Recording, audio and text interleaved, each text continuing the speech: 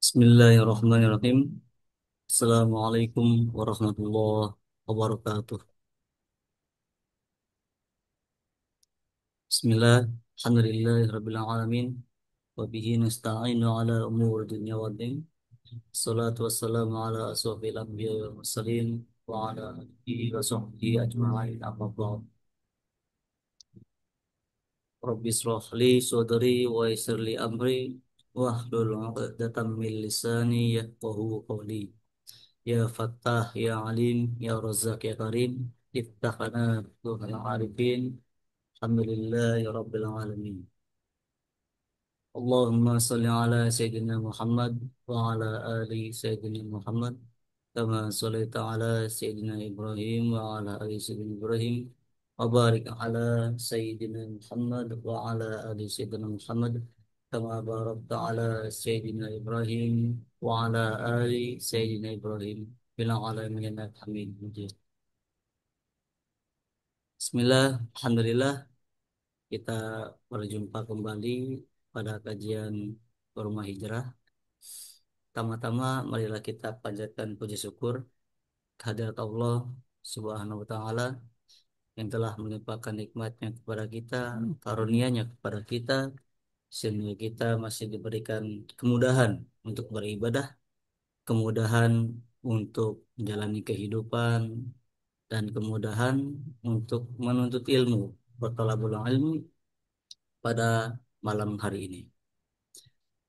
Salawat serta salam semoga selalu tercurahkan kepada junjungan kita Nabi Muhammad Sallallahu Alaihi Wasallam, pada keluarganya, sahabatnya, dan semoga kita selaku umatnya diberikan kemudahan untuk mendapatkan syafaat melalui beliau kelak. Amin, amin, ya Allah.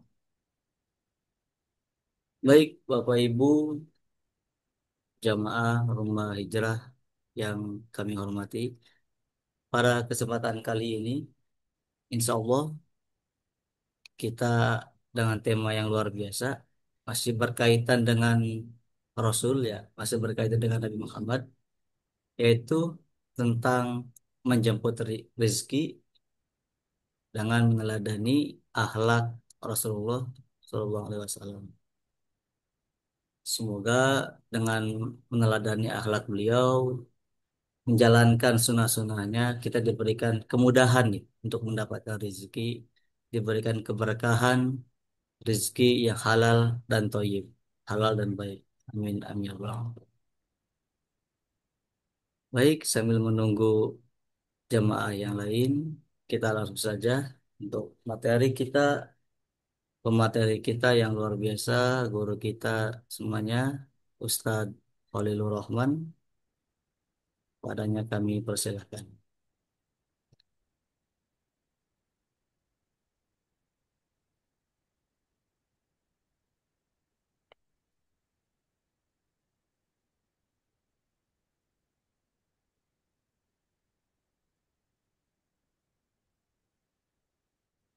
Hmm,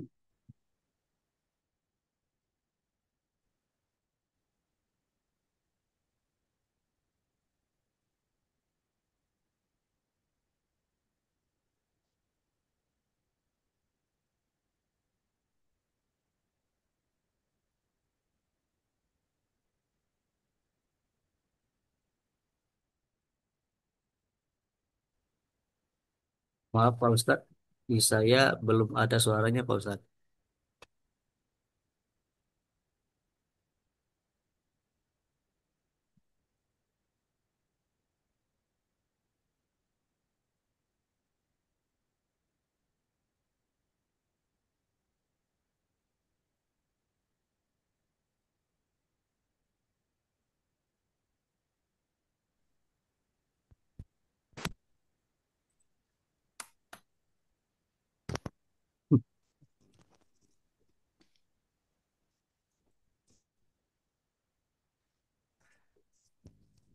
Halo, masuk suaranya? Nggih, masuk Pak Ustadz. Oke,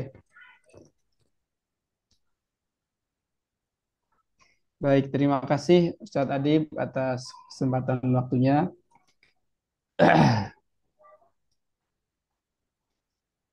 tadi sudah disampaikan oleh Mas Adib, oleh Ustadz Adib.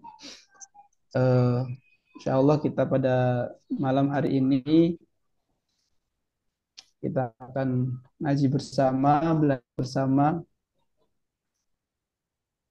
sehubungan dengan bagaimana kita pada kehidupan saat ini menjadikan tauladan kita Nabi Muhammad SAW mewujud dalam kehidupan kita sehari-hari ini. Khususnya seperti yang tadi disampaikan Ustadz Adib, kita akan mencoba belajar bersama terkait bagaimana kaitan antara menjemput rizki dengan meneladani akhlak Rasulullah SAW.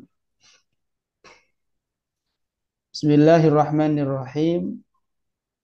Alhamdulillahi Rabbil Alamin. Alhamdulillahilladzi bini'matihi tatimmus shalat.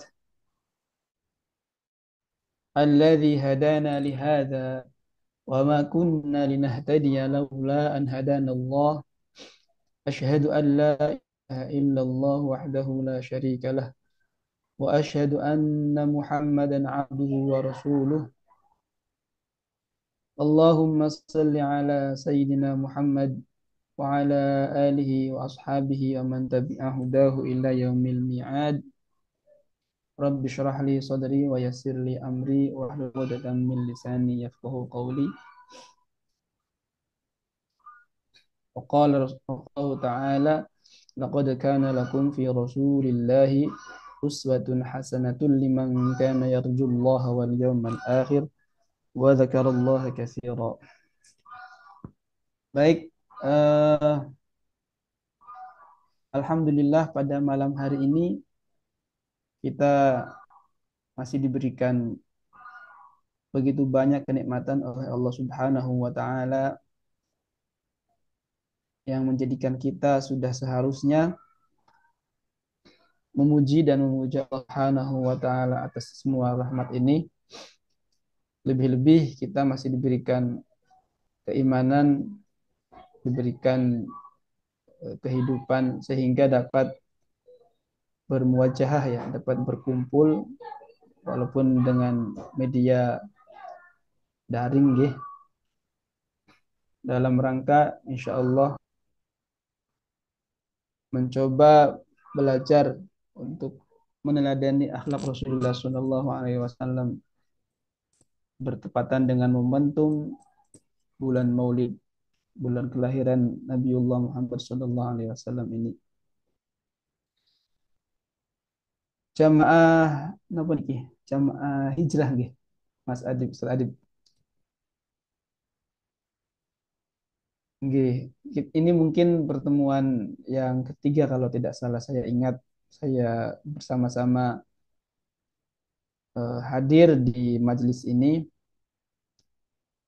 Mari kita bersolawat kepada baginda kita Nabi Muhammad SAW dengan segala harapan mudah-mudahan kita sebagai umat beliau kelak diberikan syafaatul uzmanya di hari yaumil qiyamah yang penuh dengan ketidakpastian itu ya. Hadirin jamaah yang hadir di majelis hijrah ini, tema pada malam hari ini seperti yang disampaikan Ustaz Adib tadi adalah menjemput rizki dengan meneladani akhlak Rasulullah SAW.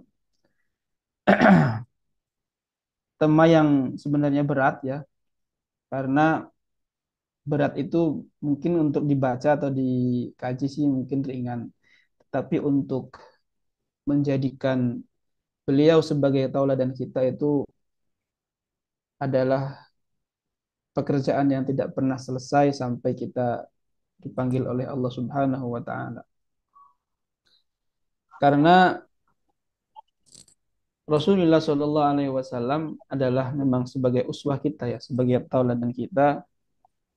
Beliau diutus kepada umat manusia ini dengan akhlak beliau yang sangat mulia.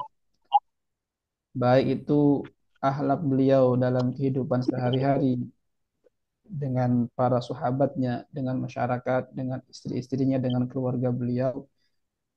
Seluruh kehidupannya adalah tauladan bagi kita untuk bagaimana kita menjadi umat beliau yang benar-benar apa ya menjadikan beliau itu sebagai contoh.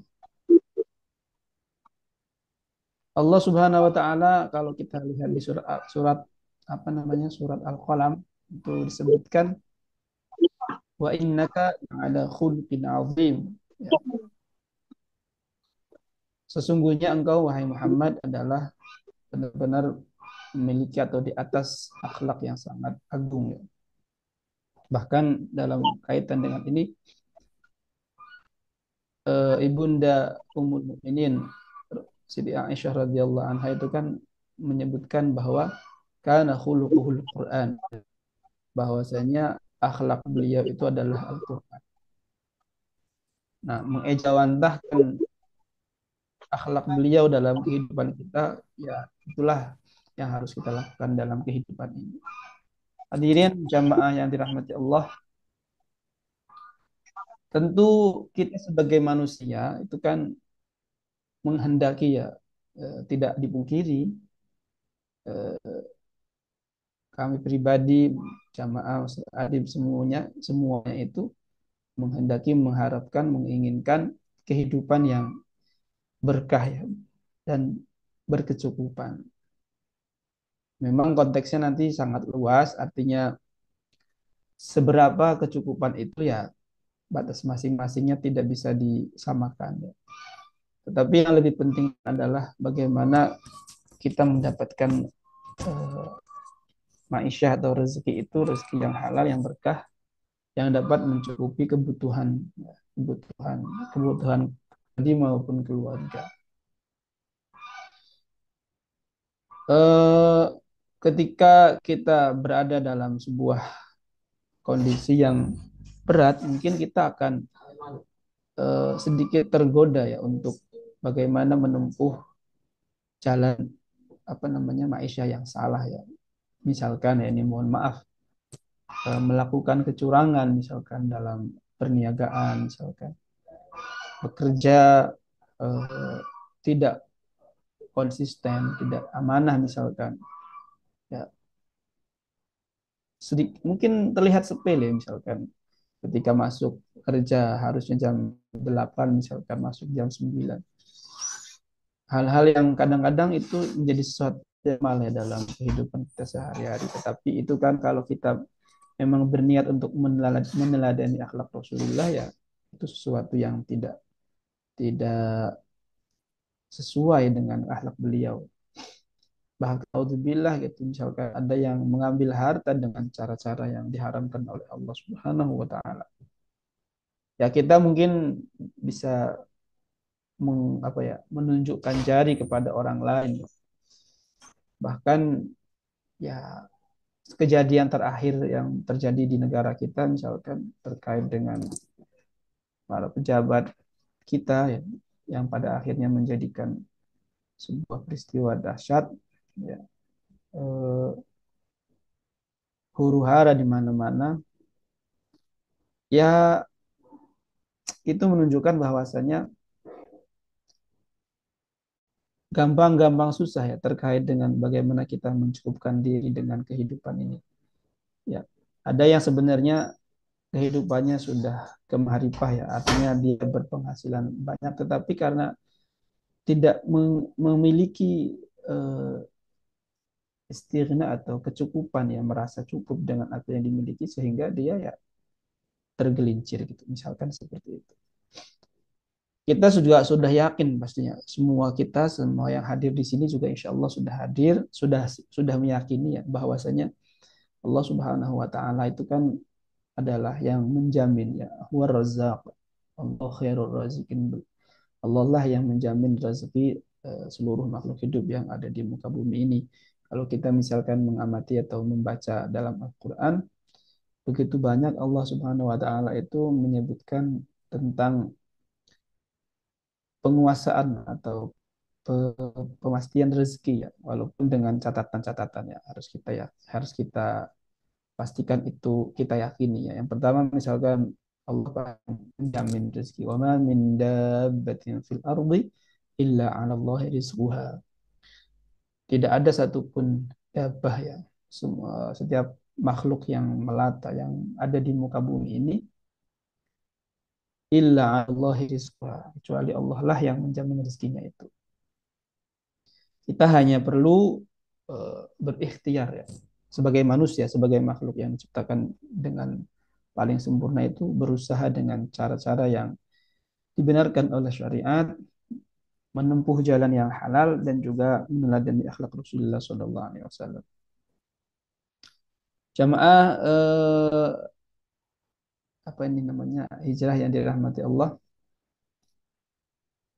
terkait dengan jaminan rezeki ini juga bukan berarti apa? Bukan berarti kita itu pada kesimpulannya itu berdiam diri gitu, berdiam diri bersikap fatalitas misalkan bersikap jabariyah bahwasanya ya sudah dijamin oleh Allah ya sudah gitu. Tapi sebagai seorang manusia itu kan Allah Subhanahu wa taala juga memerintahkan kita itu untuk berikhtiar ya. Berulang kali di surat apa namanya di dalam Al-Qur'an maupun di dalam hadis nanti kita coba bacakan Allah Subhanahu wa taala eh, berfirman di surat Al-Jumu'ah kalau tidak salah itu kalau kita di setiap hari Jumat biasanya imam membaca ini kadang ada yang baca kadang tidak sih di surah Al-Jumu'ah eh, walaupun konteksnya di situ adalah pada hari Jumat tetapi ini kalau kita lihat maknanya dalam makna umum ya فإذا قضيت الصلاة فإذا قضيت الصلاة فانتشروا في الأرض وابتغوا من فضل الله. Jadi disebutkan di ayat tersebut kaitan dengan perintah sholat Jum'ah. Kemudian kata Allah, "Faida qudiyatis shalah," maka jika sholat itu sudah ditunaikan, fantashiru fil ard, bertebaranlah kalian di muka bumi atau di atas dunia ini. Wabtaghu min fadlillah, dan carilah karunia-karunia Allah. Nah, perintah ini eh, dikaitkan atau disandingkan dengan perintah sholat kalau kita bisa sekilas melihat ya. Kan ayat sebelumnya itu kan kalau tidak salah ya ayyuhalladzina amanu idza nudiya lis-salati min yaumil jum'ati fas'au ila dzikrillah. Perintahkan ketika ada ada panggilan sholat Jumat khususnya di situ kita diperintahkan untuk bersegera. Nah, kemudian setelah selesai pelaksanaannya kita juga diperintahkan wabdahu fantashiru wabdahu. Eh, menyebarlah dan carilah karunia-karunia Allah itu. Maka perintah ibadah sholat atau ibadah mahdoh dalam tanda ini ya, kalau boleh saya menafsirkan, mengambil kesimpulan ya, perintah ibadah yang bersifat mahdoh, yang urusannya dengan Allah secara langsung, itu tidak bisa atau tidak dilepaskan, tidak berdiri sendiri dengan perintah untuk bagaimana kita mencari fadl atau bisa dikatakan rezekinya Allah itu. Maka sudah selayaknya kita sebagai seorang muslim kewajiban ibadahnya ini tidak dikhususkan pada ibadah-ibadah yang ubudiyah tetapi juga muamalah itu juga menjadi perintah yang harus kita patuhi, kita ikuti. Ma'asyiral muslimin, jamaah hijrah yang dimuliakan Allah. Rasulullah Shallallahu Alaihi Wasallam pun berkaitan dengan ini juga sama ya. Ada konteks yang mirip. Beliau dalam sebuah hadis yang diriwayatkan oleh Imam Tirmidzi itu menyebutkan, "Lau annakum tawakkaluna 'ala Allahi haqqa tawakkuli." Ya. "Lau annakum tawakkaluna 'ala Allahi haqqa tawakkuli, la ruziqtum kama turzaqut tayr, taghdu khimasan wa taruhu bitanan." Ini sering juga disampaikan ya. terkait dengan eh, ikhtiar ya atau tawakal ini. Nah, nanti ini mungkin sedikit banyak ya ada yang memaknainya keliru biasanya. Mungkin eh, karena ada kata-kata tawakal ini. Yang artinya kurang lebih jika atau seandainya kalian semua itu bertawakal kepada Allah dengan sebenar-benarnya tawakal, maka niscaya Allah akan memberikan rizki sebagaimana burung diberikan rizki. Yang mana kita lihat rizki itu taghdu khimason di pagi hari, rizki itu keluar dari sarangnya dalam perut kosong ya dan kemudian kembali di sore hari dengan perut yang penuh ya. Nah, yang pertama yang ingin saya tekankan ya terkait hadis ini terkait ada dua dua hal ya. Yang pertama terkait dengan tawakal ya.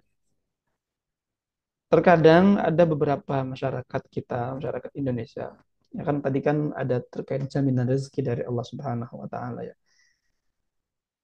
Sehingga ada juga yang akhirnya dia bersikap bersikap apatis ya, artinya bersikap diam ya. Padahal Allah kalau dibaca semua dalam Al-Qur'an kan tidak memerintahkan kita untuk tidak melakukan apapun tapi malah diperintahkan untuk menjadi khalifah memakmurkan bumi ini. Nah, begitu juga dengan tawakal ini ya. Bagaimana kita bertawakal kepada Allah dengan sebenar-benarnya tawakal? Ya seperti halnya yang dicontohkan Nabi, bagaimana tawakal itu ya. Bagaimana sih tawakal yang dicontohkan Nabi?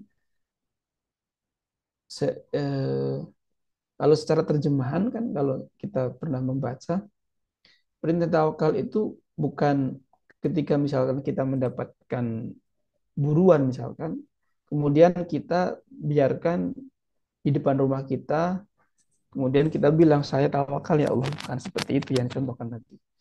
Tetapi bagaimana tawakal itu yang dicontohkan Nabi adalah ketika kita misalkan eh, mendapatkan sesuatu atau buruan disebutkan di situ ya atau unta kalau tidak salah yang liar kemudian kita tidak berhasil mendapatkannya, tawakal kita adalah dengan cara mengikat unta itu dengan sekencang dengan kuat ya di depan rumah kita agar supaya unta yang digambarkan sebagai rezeki itu tidak lari lagi, tidak tidak lepas lagi gitu. Sehingga dia eh, apa namanya? Berada di rumah kita gitu atau di halaman kita. Kalaupun nanti unta itu lepas ya, maka itulah kita harus bertawakal. Yang pasti kita sudah berusaha, sudah memaksimalkan usaha kita dengan cara mengikat rezeki yang sudah diberikan itu. Artinya kalau dalam kehidupan sehari-hari ini bersikap tawakal itu bukan bersikap eh, apa namanya berdiam diri. Maka ketika seseorang itu misalkan berusaha atau berdagang atau berbisnis misalkan, harusnya seseorang muslim itu karena ada perintah tawakal ini menjadi orang yang paling giat sebenarnya. Kenapa? Karena ada perintah untuk berusaha terlebih dahulu ya. Berusaha semaksimal mungkin. Terkadang kita itu kan mungkin saya pribadi juga termasuk ya.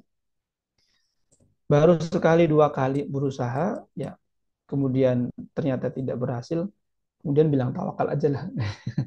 Kan biasanya seperti itu. Padahal eh, porsi tawakal itu adalah ketika semua usaha itu sudah dilakukan sampai titik darah penghabisan, barulah kita bisa bilang tawakal ya. Saya bertawakal ya Allah itu. Bukan jadi bukan baru usaha sekali dua kali atau bahkan belum sama sekali melakukan sesuatu udah bilang tawakal. Ya, itu eh, hal pertama terkait dengan tawakal ini. Yang kedua,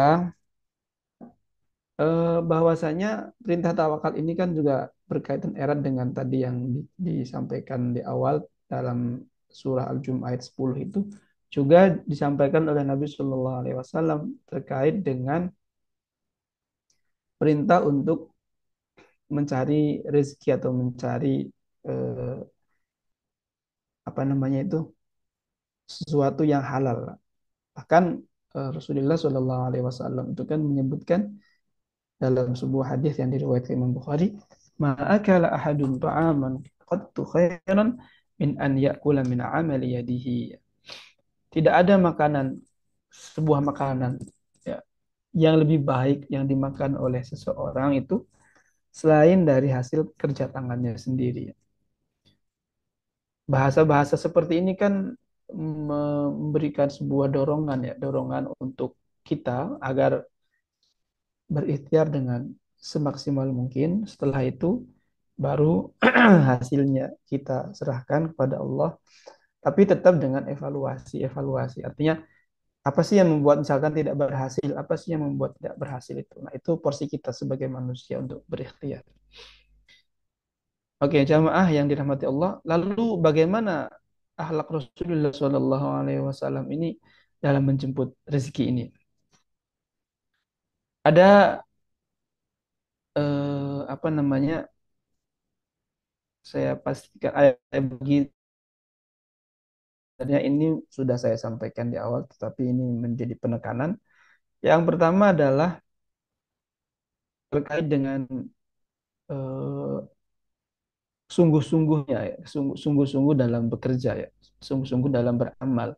Nah, ini juga amal juga sesuatu yang sifatnya itu umum sebenarnya. Jadi amal itu tidak hanya ibadah misalkan itu. Amal itu ya perbuatan apapun ya. Dan tidak hanya yang berkaitan dengan pekerjaan yang misalkan eh, apa istilahnya itu profesi misalkan. Tidak. Jadi setiap perbuatan yang kita lakukan itu kita harus lakukan dengan sungguh-sungguh itu.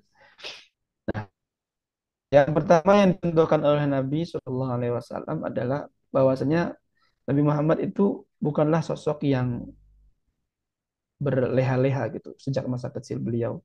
Tentu kita kalau bisa baca sirah Nabawiyah, betapa beliau itu adalah sosok yang sejak kecil, ya kan, hidup bisa dibilang eh, bukan dalam kesendirian, tapi tidak mendapatkan sentuhan atau belayan kasih sayang dari ayahnya gitu kan, misalkan secara langsung. Walaupun bisa kita katakan ya beliau mendapatkannya dari kakeknya dan pamannya. Pun dengan dari ibunya ya.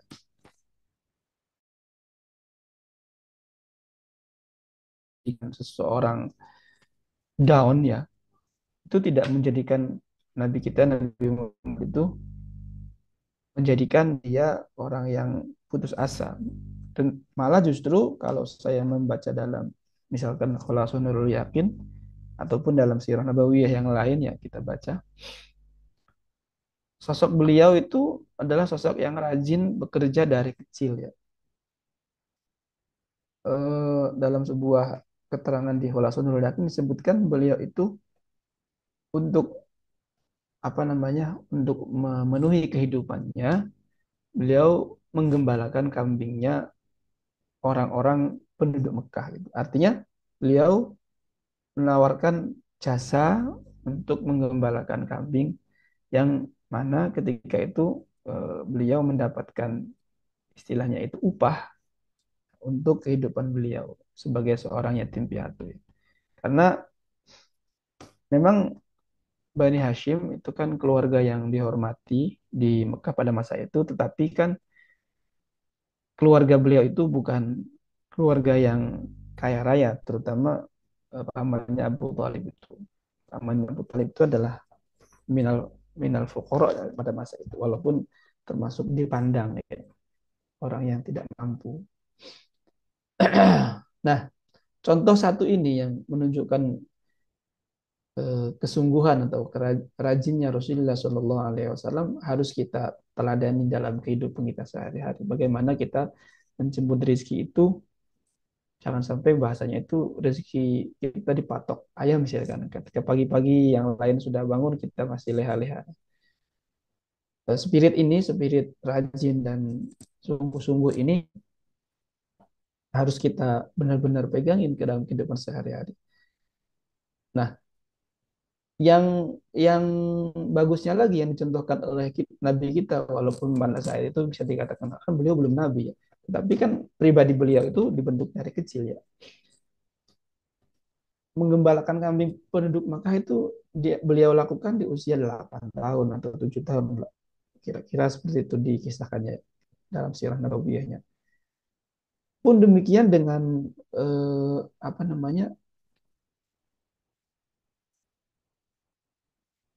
apa contoh beliau atau teladan beliau menjadi seorang katakanlah pebisnis gitu ya, pedagang gitu, yang telah beliau lakukan ketika usia beliau itu 9 atau 13 tahun gitu. Berdagang pun bukan dagang yang eh, katakanlah bukan apa ya, dalam arti tidak mengesampingkan model-model perdagangan atau yang dilakukan kita misalkan berdagang di depan rumah dan lain sebagainya. Tetapi Nabi Muhammad itu ketika pada masa itu, ketika beliau masih kecil umur 9 atau 13 tahun itu, beliau berekspansi ya bahasanya itu ya. Berdagang sampai ke wilayah Syam ya. Beliau kan ada di wilayah Hijaz. Nah, pergi ke wilayah Syam di usianya yang masih belia.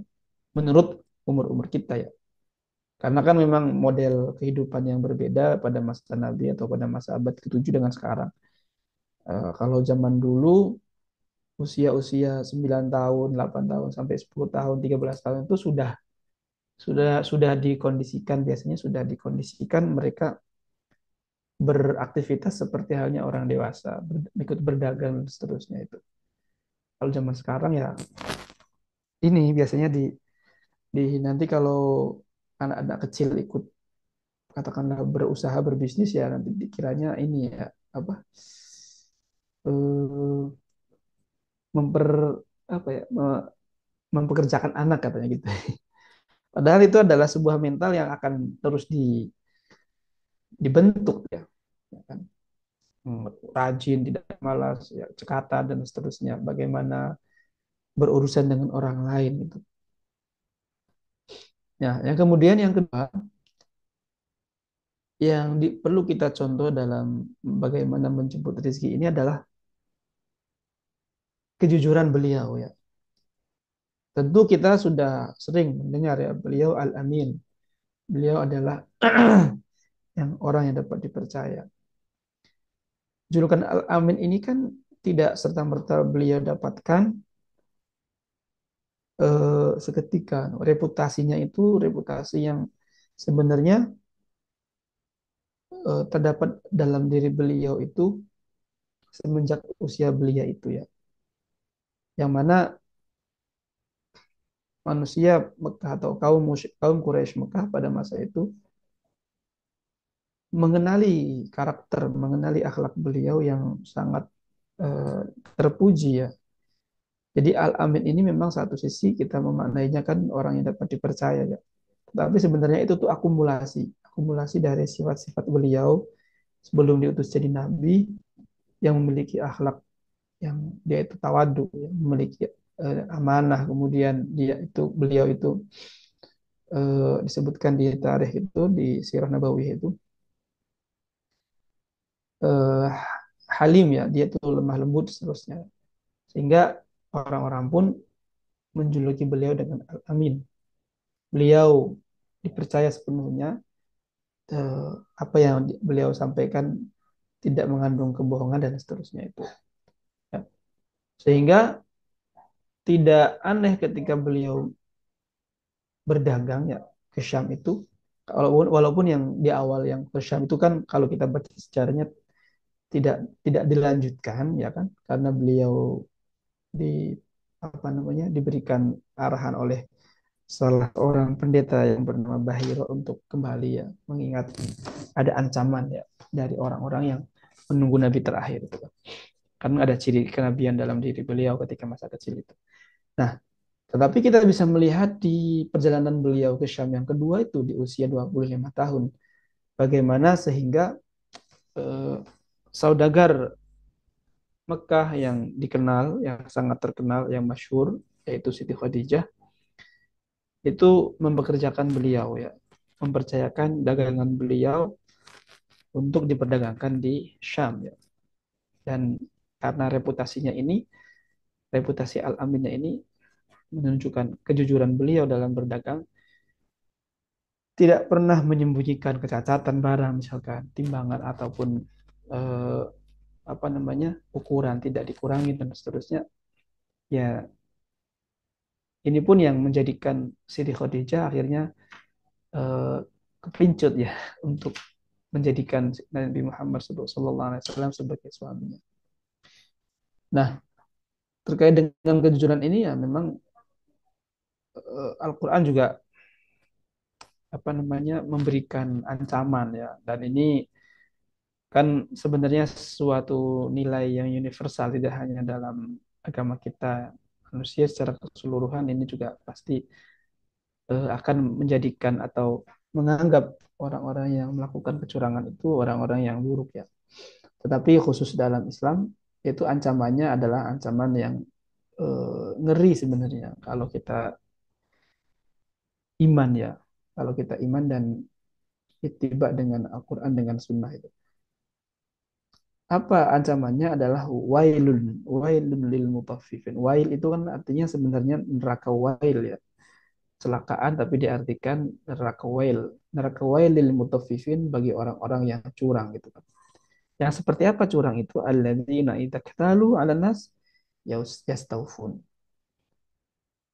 Jadi kalau dia itu apa namanya? Membeli kepada orang ya, menimbang barang dari orang, itu mintanya apa? Di yastaufun, mintanya dipaskan gitu, sesuai dengan timbangan. Tapi wa idza kaluhum aw wazanuhum, tapi kalau mereka itu menimbang atau mengukur sesuatu, itu yukhsirun, mereka mengurangi atau merugikan itu. Mereka mengurangi timbangan, mengurangi ukuran. Itulah al-mutaffifin, orang-orang yang curang. Nah, ini menjadi contoh tauladan kita dari Nabi Muhammad, dua hal tadi, rajin dan jujur ya.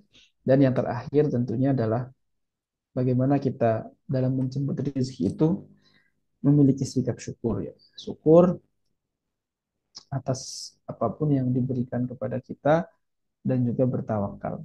Ya. Contohnya misalkan yang dicontohkan Nabi ketika beliau hidup bersama Abu Thalib ya, bersama pamannya Abu Thalib. Tadi sudah saya singgung sedikit bahwasanya disebutkan dalam Sirah Nabawiyah itu pamannya yang bernama Abu Bakar itu termasuk paman yang paling miskin bahasanya gitu ya. Di antara paman-paman beliau yang lain. Kita tentu mengenal paman beliau yang kaya, misalkan Abu Jahal, atau Abu Lahab, itu mereka-mereka yang kaya. Tetapi yang mau menjadi kafir, menjadi penanggung dari Nabi Muhammad adalah pamannya yang Abu Talib ini. Walaupun kehidupannya sederhana bersama pamannya Abu Talib ini ya tidak menjadikan beliau itu terus mengeluh dan sebagainya. Justru beliau selalu bersyukur atas semua nikmat yang ada seperti itu. Nah, tiga hal ini yang bisa kita, bukan yang bisa kita ya, yang harus kita wujudkan, yang harus kita apa bahasanya itu nyatakan dalam kehidupan kita. Bagaimana dalam kehidupan sehari-hari kita, kita itu memiliki sikap yang rajin, memiliki sikap yang sepenuh semangat, sungguh-sungguh ya. Kemudian kita juga harus jujur dalam hal apapun, khususnya kalau dalam kaitannya menjemput rezeki ya, berbisnis atau berdagang. Setelah itu kita juga harus menjalaninya dengan penuh syukur dan tawakal. Masyaallah muslimin, jamaah yang dirahmati Allah. Lalu apa yang bisa kita ambil dari tauladan Rasulullah itu? Ya, ada beberapa hal yang bisa kita implementasikan dalam kehidupan kita ya. Misal kita sebagai seorang karyawan misalkan ya, maka bentuk kejujuran kita dalam menjadi karyawan itu ya tadi yang saya singgung di awal, jangan sampai kita eh, berbuat curang dengan waktu atau masa kerja kita misalkan. Ketika waktunya bekerja, kita menghindari dari perbuatan atau aktivitas yang tidak ada kaitannya dengan pekerjaan kita. Karena seorang pekerja kan berarti dia di istilahnya itu diupah atas waktunya untuk melakukan pekerjaan yang diharapkan oleh yang mempekerjakan itu. Kalau kitanya misalkan sebagai seorang karyawan misalkan sedang bekerja kemudian kitanya malah scrolling scrolling, nah berarti kan kita tidak jujur di situ. Kita menggunakan waktu yang bukan seharusnya kita gunakan untuk bersantai ketika kita bekerja. Maka itu kejujuran kita dipertanyakan. Bisa dikatakan kita belum bisa meneladani Rasulullah SAW dalam mencari rezeki. Begitu juga dengan kesungguhan atau semangat ya, dengan tidak malas. Itu implementasinya ya bagaimana kita misalkan berusaha berdagang, kita usahakan waktunya sesuai dengan katakanlah kita membuat rencana gitu, waktunya jam sekian sampai sekian, ya kita berusaha untuk menepati itu. Jangan sampai misalkan kita usaha, misalkan kita biasa buka jam 7 atau jam 8, nanti kadang jam 8, kadang jam 12 misalkan. Sehingga pelanggan pun tidak ini ya, tidak respect gitu kan. Tapi kalau kita bisa disiplin ya dengan waktu yang kita lakukan dalam mengairi itu, ya masyarakat pun pelanggan pun akan wah ini kalau jam sekian sudah buka pasti itu. Nah itu tentunya hal-hal seperti itu kan kalau dalam zaman sekarang dalam rangka kita mewujudkan apa ya dalam kehidupan kita. Nah, eh, ada tambahan sedikit ya karena kita melihat mencari rezeki ini dari kacamata Islam. Kalau kita ingin mendapatkan istilahnya manfaat ya, yang manfaat yang sifatnya itu tidak hanya di dunia, ya maka kita harus melengkapinya dengan apa? Dengan infak ya, dengan sedekah. Kenapa? Karena dalam sebuah keterangan atau apa namanya hadis Nabi Rasulullah SAW menyebutkan bahwa harta atau benda atau apa namanya itu kekayaan yang kita gunakan sehari-hari dalam kehidupan kita itu adalah kekayaan yang akan hilang gitu. Tetapi harta yang kita sedekahkan, kita infakkan, itulah yang akan kita bawa, akan kita abadikan bahasanya gitu, akan kita bawa, akan kita abadikan, bahkan akan dilipat gandakan oleh Allah Subhanahu wa taala. Karena dalam Al-Quran kan banyak ya, masalul ladzina yunfiquna amwalahum fi sabilillah kamathali habbah. Misalnya di Al-Baqarah, perumpamaan orang-orang yang berinfak itu seperti orang yang apa namanya? Menanam sebuah biji itu atau memberikan sebuah biji yang biji itu nantinya akan menjadi berlipat-lipat ya. Yang tumbuh ambatat sab'a sanabil, yang satu biji itu tumbuh menjadi 7 cabang, dan cabang itu setiap cabangnya ada 700, ada 100 biji, jadi ada 700 itu. Tapi itu kan perumpamaan betapa ketika kita itu melengkapi atau menggenapi ikhtiar kita dalam menjemput rezeki dengan sedekah itu akan menjadikan rezeki yang kita peroleh itu menjadi rezeki yang selain halal, kita akan apa namanya mengabadikannya, kita akan bawa itu sampai ke negeri akhirat. Tidak hanya bermanfaat di bumi ini untuk kepada sesama, juga untuk kita sendiri nanti di akhirat. Seperti juga dikuatkan oleh Allah di surah Sabah, "Wa ma anfaqtum min syai'in fahuwa yukhlifuh." Apapun yang kalian nafkahkan ya, di sini infak itu konteksnya luas sekali, termasuk untuk keluarga pun itu juga sama sebenarnya. Maka Allah akan menggantinya. Eh Hadirin yang dirahmati Allah, kita sampai pada penghujung ya. Insya Allah itu yang dapat saya sampaikan. Kesimpulannya adalah bahwasanya kita semua meyakini bahwa Allah Subhanahu wa taala sudah menjamin rezeki kita, tetapi kita juga harus berusaha untuk mendapatkan rezeki tersebut. Ada rezeki-rezeki yang memang sudah Allah berikan umumnya, termasuk oksigen dan lain-lain, nikmat-nikmat yang tidak bisa kita hitung itu. Juga terkait dengan penghidupan. Rasulullah memberikan kita teladan bagaimana mencari atau menjemput rezeki itu dengan kejujuran, dengan rajin, dengan amanah, dengan syukur dan tawakal. Sehingga siapapun yang menempuh jalan yang telah dicontohkan oleh Rasulullah SAW, mudah-mudahan dan pastinya rezeki yang dihasilkan itu akan berkah, akan berkecukupan dan membawa ketenangan dalam hati kita semua. Amin Allahumma amin. Eh, Demikian yang dapat kami sampaikan. Adib, sudah jam 9 kurang 5 menit. Mudah-mudahan kita semua menjadi umat meneladani akhlak-akhlak beliau, baik dalam kehidupan sehari-hari dan khususnya dalam pekerjaan kita. Amin Allahumma amin. Mudah-mudahan kita dijadikan hamba Allah yang penuh dengan tawakal dan penuh dengan amin. Kami kembalikan kepada Ustaz Adib ya. Assalamualaikum warahmatullahi wabarakatuh. Waalaikumsalam warahmatullahi wabarakatuh. Baik, terima kasih kami sampaikan kepada materi kita Ustadz Khalil yang luar biasa ya. Baik Bapak Ibu, kita lanjut ke sesi berikutnya yaitu diskusi dan tanya jawab. Seperti biasa, Ya. jika ada pertanyaan atau yang ingin didiskusikan, maka Bapak Ibu bisa tuliskan di kolom chat Zoom atau bisa juga menyampaikan langsung dengan mengaktifkan mikrofonnya. Bangga, Pak.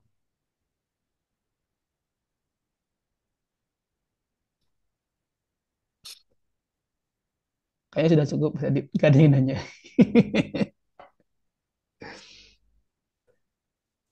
Atau ada? Kita coba berikan waktu dulu Pak Ustadz. Barangkali ada Oke. yang sedang mengetik.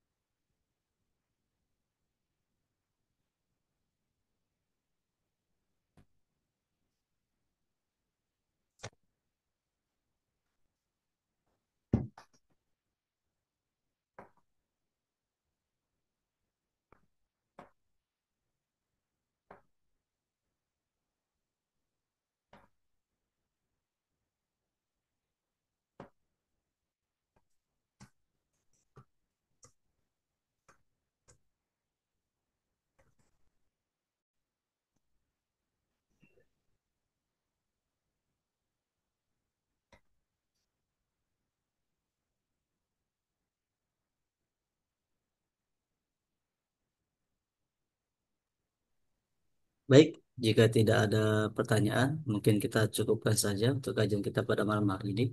Semoga ilmu yang kita dapatkan dapat bermanfaat bagi kita semuanya. Semoga dapat dimanfaatkan dan dimudahkan untuk Amin, amin. memanfaatkannya dalam kehidupan. Amin, amin, ya rabbal alamin. Baik, sebelum tutup, barangkali dari Pak Ustadz ada yang ingin disampaikan terlebih dahulu. Boleh? Cukup, Ustaz Adib. Cukup. Oke, Iya. siap Pak Ustadz. Baik, terima kasih Pak Ustadz Khalil. Terima kasih Bapak Ibu. Mohon maaf bila ada kesalahan. Kami akhiri dan kita sama-sama akhiri kajian kita pada malam hari ini dengan membaca hamdalah dan doa kafaratul majelis. Alhamdulillahirabbil alamin. Subhanakallahumma bihamdik, asyhadu an la ilaha illa anta, astaghfiruka wa atubu ilaik. Mohon maaf bila ada kesalahan. Assalamualaikum warahmatullahi wabarakatuh.